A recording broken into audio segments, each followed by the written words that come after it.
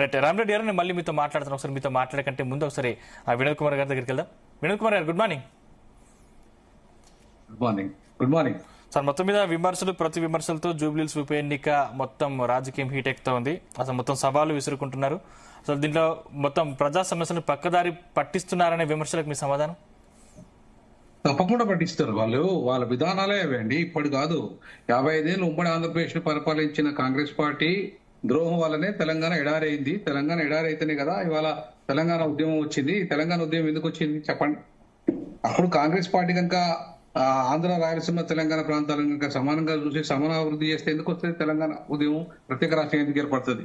So కాబట్టి మొదటి ద్రోహి కాంగ్రెస్ పార్టీ ఇవాళ మోసం చేస్తున్న పార్టీగా ఈ దేశంలో చరిత్రలో మిగిలిపోతుంది. అన్ని రంగాల్లో అనేకమైన హామీలు ఇస్తా ఉన్నారు. జూబ్లీహిల్స్ అనేకమైన హామీలు. నేను అదే అంటున్నా, ఇవాళ జూబ్లీ హిల్స్ లో అనేకమైన హామీలు. ఇప్పుడు ఒకటండి, ముస్లింల రిజర్వేషన్ ఎత్తేస్తారు బీఆర్ఎస్ బీజేపీ అంటున్నారు.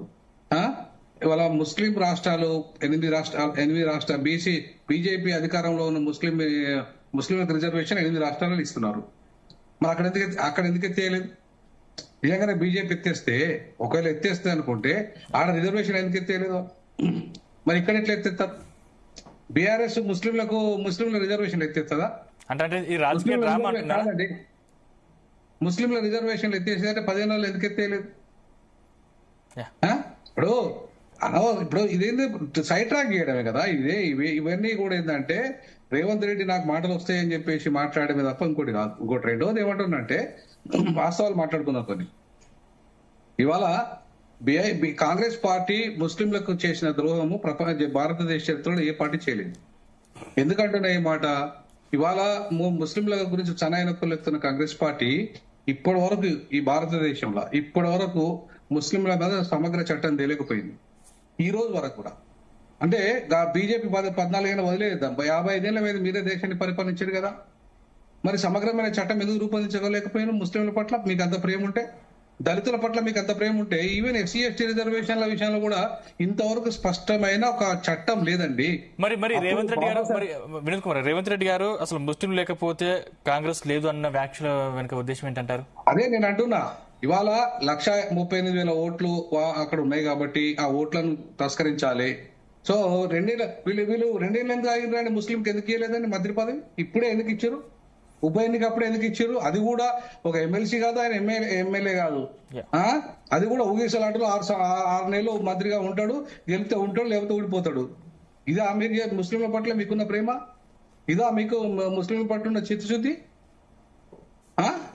ముస్లింలకు మీరు నిజంగానే చిత్తశుద్ధి ఉంటే, మీకు ప్రేమ ఉంటే ఫస్ట్ స్టార్టింగ్ లోనే ఇవ్వాలి, మంత్రివర్గంలో ఇవ్వాలి. ఒక్క ఎమ్మెల్యే ఎందుకు లేడని? ఒక్క రెడ్డి ఎమ్మెల్యే 43 మంది ఉన్నారు. మీరు ఒక్క ముస్లింలు గెలిపించలేరా? మీ పార్టీకి అంత దమ్ము లేదా? ముస్లింల ఓట్లు ఇంత 13% ఉన్నదని మీరే చెప్పారు. మీ క్యాస్ట్ సెన్సెస్ లో ముస్లింలు, బీసీ ముస్లింలు 10% ఉన్నారు, ఓసీ ముస్లింలు 3% ఉన్నారని చెప్పింది మీరు. మరి 10% ఉన్న వాళ్ళకి ఒక్క ఎమ్మెల్యే సీట్ ఇచ్చే సత్తా మీకు లేదా? అంటే మీకు ప్రేమ ఉన్నదా మరి వాళ్ళ మీద?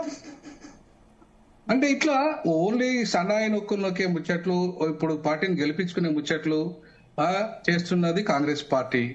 ఇక బీఆర్ఎస్ పార్టీ కూడా అంతే. బీఆర్ఎస్ పార్టీలో ఏమైనా ముస్లింలు ఏమైనా ఎమ్మెల్యేలు అయినరా? ఎమ్మెల్యే గెలిపించారా వాళ్ళు ఏమన్నా?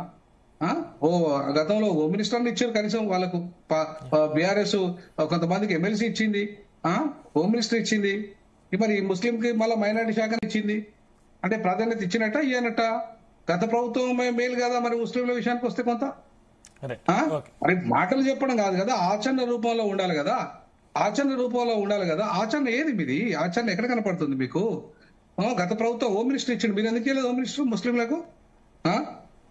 గత ప్రభుత్వంలో మైనార్టీలకు కొంత ఎక్కువ అవకాశాలు ఇచ్చారు, మీరు కార్పొరేషన్ ఎందుకు ఇవ్వలేదు? గత ప్రభుత్వంతో పోల్చుకుంటే ఈ ప్రభుత్వంలో రెడ్డిలకు 72% పదవులు ఇచ్చుకుంటారా మీరు?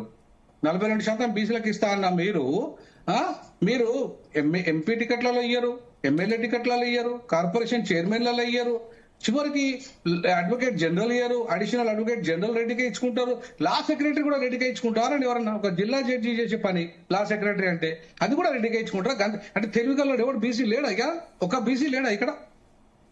అంటే ఎంత దుర్మార్గం అండి. చెప్పేది ఒకటి, చేసేది ఒకటి, చివరికి ఉపరాష్ట్రపతి పదవి ఓడిపోయేది దాన్ని కూడా రెడ్డికే ఇచ్చుకున్నారు మీరు. అంటే మీకు బీసీల పట్ల ఉన్న చిత్తశుద్ధి ఏంది మరిగా? అంటే ఇవాళ కనీసం బీఆర్ఎస్ ప్రభుత్వంలో గతంలోనన్నా ఒక స్పీకర్ అయిండు, లేకపోతే ఇంకా పదవులు బీసీలకు కొన్ని పదవులు ఇచ్చిండ్రు, కొన్ని ఎంపీలు అయ్యిండ్రు, ఎమ్మెల్యేలు అయ్యిండ్రు. మరి ఇప్పుడు ఎందుకు మీరు చేయలేకపోయారండి? నాకు అర్థం కాలేదు. మీరు ఎందుకు చేయలేకపోయిన వాళ్ళను బీసీలను? 19 మంది ఉంటారండి, సిగ్గుచేటు. 56% అని మీరే చెప్తారు బీసీల జనాభా అంటే ముస్లింలతో కలుపుకొని, లేదంటే 46% అనుకున్నా కూడా 19 మంది ఉంటారండి. ఎవరైనా మీ పార్టీ నుండి బీసీల ప్రాతినిధ్యం మొత్తం ఓవరాల్ బీసీల ప్రాతినిధ్యం 19 మంది ఉన్నారు. ఇదా బడ్జెట్ కాదండి? మీ చేతిలో ఉన్న బడ్జెట్, మీరు బీసీలకు ఎంత బడ్జెట్ కేటాయించారు చెప్పండి 2 నెలల్లో? చెప్పండి, ధైర్యంగా ఓపెన్ డిబేట్ చేద్దాం. ఇప్పుడు నవీన్ యాదవ్ కు టికెట్ ఇచ్చినాము బీసీలకు అని చెప్పుకుంటే నడవదండి. నవీన్ యాదవ్ కు టికెట్ అనివార్యంగా ఇవ్వాల్సింది. ఎందుకంటే అక్కడ నవీన్ యాదవ్ ఒక బలమైన క్యాండిడేట్. ఇవాళ కాంగ్రెస్ నుండి గెలిచిన ఎవరు లేరాడ ఆయన తప్ప. ఎందుకంటే ఆయనకు ఆల్రెడీ ఎంఐఎం సపోర్ట్ ఉంది. అక్కడ ఎంఐఎం అభ్యర్థిగా పోటీ చేసిండు. ఇండిపెండెంట్ కూడా ఆయన పోటీ చేసి ఆయనకు ఓటు తెచ్చుకోగలిగాడు. ఆయన డబ్బు పెట్టగలడు. ఆయనకు ప్రజాబలం కూడా ఉంది అక్కడ. సరే, రౌడీ గీవుడి అనే విషయాలు నేను జోలికి పోను, కానీ అక్కడ ప్రజాబలం ఉంది. ఆయనకు ఇవాళ గెలిచే సత్తా ఉంది కాబట్టి ఇచ్చారు తప్ప నవీన్ మీద ప్రేమ, యాదవ్ మీద ప్రేమతో వేయలే మీరు.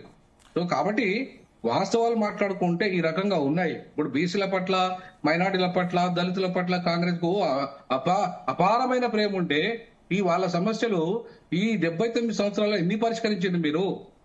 55 ఏళ్ళు మీరే ఈ దేశాన్ని పరిపాలించారు. 14 ఏళ్ళుగా వీళ్ళు 12 ఏళ్ళుగా వీళ్ళు పరిపాలిస్తున్నారు బీజేపీ వాళ్ళు. కానీ మీరైతే 55 ఏళ్ళు పరిపాలించారు కదా. మరి వీళ్ళని ఎప్పుడు వీళ్ళ సమస్య పరిష్కరించగలిగిందా? చేయలేదు. చేయని వాళ్ళు ఇవాళ మొత్తం మేమే చేసినామని చెప్పుకుంటే ఎట్లనండి? నాకు అర్థం కాలేదు.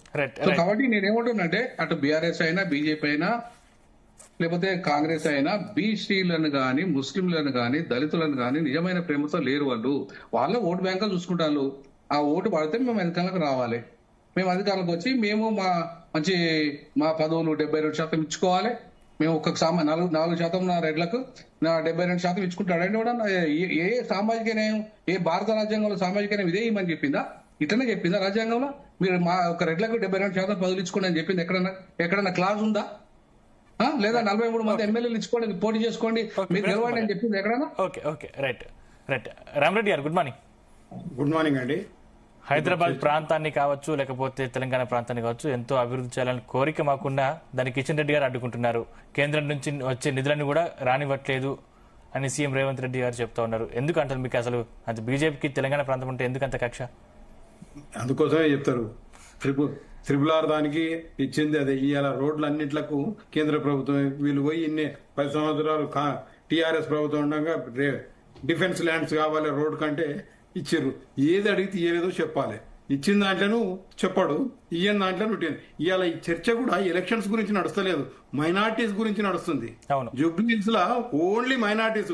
టీఆర్ఎస్ మాట్లాడినా ఆయన అధికారం వల్ల అంటే ఓవైసీ వాళ్ళను ఎంఐఎం వెంటనే ఉంటుంది. ఇప్పుడు కాంగ్రెస్ ఆయన కూడా కాంగ్రెస్ పార్టీ లేకపోతే అదియాక ఈ రోజు మైనార్టీస్ గురించి ఇప్పుడు వినోద్ కుమార్ గారు మాట్లాడిర్రు. ముస్లింస్ వాళ్ళు 400 సంవత్సరాలు తెలంగాణ పాలించిందే వాళ్ళండి, భారతదేశాన్ని పాలించిందే వాళ్ళు. అంబేద్కర్ గారు కోరుకున్నది ఇది కాదు, మైనార్టీసు ఇదని. మైనార్టీస్ అనేటోళ్ళు వాళ్ళని ఎక్కడ చిన్న చూడులే, మనం కూర్చున్న వాళ్ళు మన పక్కన ఇంకెత్తు దాంట్లో కూర్చున్న వాళ్ళు. ఈ 40 ఏళ్ళు స్వాతంత్రం వచ్చిన తర్వాత జరుగుతున్నది. కానీ స్వాతంత్రం కంటే ముందు వాళ్ళందరూ అధికారం చెలాయించిన వాళ్ళు, వాళ్ళకి రిజర్వేషన్లు. ఏం మాట్లాడుతున్నారో ఏమి అంటే వాళ్ళ ఓట్లు ఉన్నాయి, వాళ్ళ మూకుమడిగా పడతాయి. కాబట్టి కేసీఆర్ గారు కానీ ఇప్పుడు కాంగ్రెస్ పార్టీ నిన్న రేవంత్ రెడ్డి గారు లాస్ట్కి ఎంతవరకు చేశారంటే పాకిస్తాన్ లా సైనికులను కూడా అవమానపరిచేంత మాట్లాడుతున్నాడు. అయిన తర్వాత కాంగ్రెస్ పార్టీ లేకపోతే మైనార్టీస్ లేదంట. మరి ఇంతకుముందు కాంగ్రెస్ పార్టీ ఉంది అధికారం వల్ల, ఇక్కడ ఉన్నది అక్కడ ఉన్నది. మరిగా వాళ్ళని ఇంకా అదే అనగదొక్కినట్టు ఎందుకున్నారు మరి వాళ్ళు? మీరు కాంగ్రెస్ పార్టీ అధికారం ఇన్ని సంవత్సరాలు కేంద్రం వల్ల రాష్ట్రాలు లేనినాక కూడా వాళ్ళ దుస్థితులు ఉన్నారంటే మీరు బాధ్యత వహిస్తారా, మేము బాధ్యత? ఒకటేనండి, భారతీయ జనతా పార్టీ ఇప్పటి వరకు ఏ సంక్షేమ కార్యక్రమాలు తీసుకున్నా మైనార్టీకి ఇవ్వలేదు అనేది ఏడలేదు. ఆర్థిక పరంగా వీక్ ఉన్న వాళ్ళకు కూడా బెనిఫిట్ జరుగుతుంది. రైతులకు ఇస్తున్న 6,000 రూపాయలు కూడా 8,000 ఇచ్చినా అది కూడా వాళ్ళకి మైనార్టీ వాళ్ళకు కూడా పోతున్నాయి.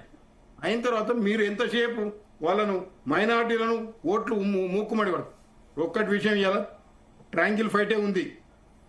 వీళ్ళు ఎంతసేపు ఇప్పుడు కేసీఆర్ మాట్లాడినా, కేటీఆర్ మాట్లాడినా, రేవంత్ రెడ్డి మాట్లాడినా ఓన్లీ మైనార్టీ ఓట్లు ఉన్నాయి. అంటే మెజారిటీ వాళ్ళు అంతా పిచ్చోళ్ళే కనిపిస్తున్నారా? మీరు మైనార్టీ వాళ్ళతో ఎట్లా అధికారంలోకి రండి. వాళ్ళ గురించి వాళ్ళ హక్కుల కోసమే పోరాడుతున్నారు తప్ప, హక్కుల కోసం మాట్లాడుతున్నారు తప్ప, మెజారిటీ వాళ్ళ హక్కుల కోసం కానీ మెజారిటీ వాళ్ళ స్థితిగతుల మీద ఎవరూ మాట్లాడతలేరు. ఒక భారతీయ జనతా పార్టీ తప్ప. అంటే భారతీయ జనతా పార్టీ మాట్లాడితేనే మతతత్వ పార్టీ, మీరు మాట్లాడితేనే సెక్యులర్ పార్టీలు. ఇదే డిఫరెన్స్. మైనార్టీస్ గురించి మీరు ఎంత మంచిగా మాట్లాడి వాళ్ళకి అది ఇస్తున్నాం. మంత్రి పదవి ఎందుకు ఇచ్చిరండి అజారుద్దీన్ కు? ఇలా చెప్తున్నా, మీరు ఇంతమంది ఉన్నారు, నేను చెప్తున్నా నిజంగా కూడా ఇలా రేవంత్ రెడ్డి గారు 42% రిజర్వేషన్ ఇస్తా అని ప్రజల దగ్గరికి వచ్చి ఇప్పుడు ఏం పెట్టిండంటే రెడ్లకు, ఫార్వర్డ్ వాళ్ళకు, బ్యాక్వర్డ్ వాళ్ళకు పంచాయతీ పెట్టి తిట్టిపిస్తున్నాడు. ఇవాళ రెడ్డి అయి ఉండి, నేను కూడా పర్సనల్ గా చెప్తున్నా, రెడ్డి అయ్యి మమ్మల్ని ఇవాళ రోడ్డు మీద తెచ్చి తిట్లు తిట్టిపిస్తున్నాడు. రెడ్డిలు ఎవరు హ్యాపీగా లేరు. రెడ్డిలు అంతా అయిన తర్వాత నువ్వు షాట్లతో వచ్చి కుక్కలకు తాకలాట పెడతామైంది. నువ్వు చేసేది ఉంటే నీ క్యాబినెట్ లో 42% ఇయ్యి, ముఖ్యమంత్రి ఇయ్యి. ఊరంతా ఉల్లిగడ్డ ఉండొద్దన్న ఒక ఆమె చెప్తే డబ్బే చెప్పిండట. ఊరంతా ఉల్లిగడ్డ ఉండదు, ఇంటికి వచ్చాక భార్య ఉండకపోతే ఏం ఉల్లిగడ్డ ఉండలేదంటే లేలే నువ్వు డబ్బే ఊరంతా చెప్పినాక నీకు చెప్పింది అన్నట్టు మీ కాంగ్రెస్ పార్టీ వ్యవహారం ఉంది. 42% ఇవ్వండి, ఇప్పుడు క్యాబినెట్లు ఇవ్వండి, నామినేటెడ్ పోస్టులు ఇవ్వండి, ముఖ్యమంత్రి ఇవ్వండి. వద్దని ఎవరు అడుగుతారు?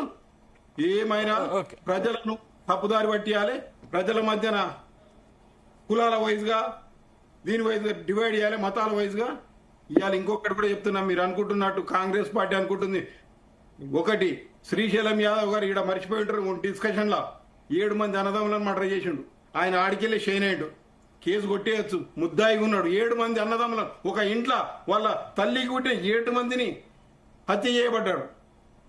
ఇవాళ చరిత్రలు మీకు జ్ఞాపకం లేకపోతే ఆ తర్వాతనే శ్రీశైలం యాదవ్ హైదరాబాద్ ప్రజలకు తెలిసిండు. కొత్త దాసు ఉండే ఇట్లోటి అయిన తర్వాత ఒక్కసారి మీరు ఇవాళ దానాలు చేస్తుండొచ్చు, ధర్మాలు చేస్తుండొచ్చు, అది మీకు నచ్చితే పెట్టుకోండి. మీ పార్టీ క్యాండిడేట్ ప్రజలు ఆలోచిస్తారు ఎక్కడి తీర్పియాలి.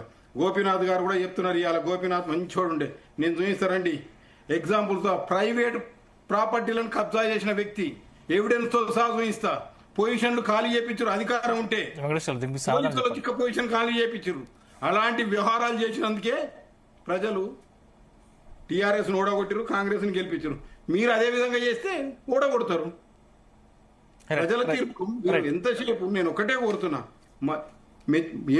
ఎంఐఎం ఏది చెప్తే అదేందుకు తింటారు అధికారం వాళ్ళు ఉన్నప్పుడు. కేసీఆర్ గారు కూడా అంతకుముందు ఆయన ఇవాళ అందరి ఇండ్లు కూలగొడుతారు, నీళ్ళల్లో ఉన్నది స్కూల్ కట్టుకోవచ్చు అన్నట్టు. ఈ కేసీఆర్ గారు ఇప్పుడు కాంగ్రెస్ పార్టీ చెప్తుంది ఏంటంటే FTL స్కూళ్లు కట్టి పేదలకు ఫ్రీగా విద్య ఇస్తే కొంతమందికి 25%, 30% ఇస్తే కట్టుకుంటే కూలగొట్టరా? ఏం మాట్లాడతారు? హైడ్రా బ్రహ్మాండంగా చేస్తుంది. ఒక్కటి చూపించమను, అది కూలగొట్టమను. మొదలు రేవంత్ రెడ్డి దమ్ము ధైర్యం ఉంటే అది కూలగొట్టమను. వెంకటేశ్వర్ గారు, అందుకోసం ఈ దాంట్లో బ్రాంకిల్ బయట ఉంటుంది. మైనార్టీ ఓట్స్ కూడా వాళ్ళంతా పిచ్చోలు గారు ఇప్పుడు డివైడ్ అయిపోయినాయి అందరికి. బీజేపీ కూడా 2% మైనార్టీస్ ఓట్లేస్తారు. దాంట్లో కాంగ్రెస్ కి వేస్తారు, వీళ్ళు వేస్తారు. ఒక మజ్లిస్ పార్టీ ఉంటేనే 1 సైడ్ పడ్డందుకే అప్పుడు ఎవరైతే ఉన్నారో వారు 2nd ప్లేస్ రాగాడు రవి. ఇప్పుడు క్యాండిడేట్ కాంగ్రెస్ క్యాండిడేట్ టీఆర్ఎస్ కి వేస్తారు, కాంగ్రెస్ కి వేస్తారు, బీజేపీ కూడా వేస్తారు. మైనార్టీస్ మూకు మడిగేస్తారంటే ఒకవేళ బీజేపీ ఇది ఉంది అన్నప్పుడు ఆల్టర్నేటివ్ బీజేపీకి ఆల్టర్నేటివ్ కాంగ్రెస్ టీఆర్ఎస్ అంటే దానికి వేస్తారు తప్ప బీజేపీ గెలుస్తారు. Triangle fight